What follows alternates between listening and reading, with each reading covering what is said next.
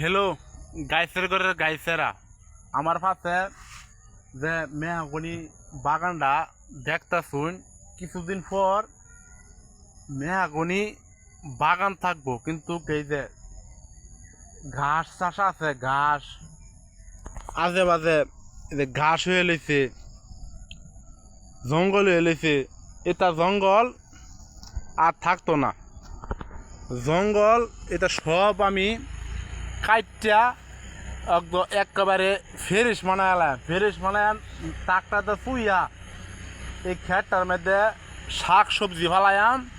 সামনে শীত মজন আইতাছে, মালিকের হাতে অনুমতি লইয়া খেতটা যখন আমার না, মালিকের হাতে অনুমতি লইয়া ঠিক মতো টাকটাতে ফুইয়া গোবর সার ফালাইয়া দিয়া আমি শাক সবজি আবাদ করাম। কারণ আমাদের আওয়ামী লীগের সরকারের প্রধানমন্ত্রী শেখ হাসিনা বইলা গেছিল, যার 1 ইঞ্চি জায়গাও আছে, জায়গা ফালা না থোয়ার লাগা, জায়গা মধ্যে আবাদ করার লাগা।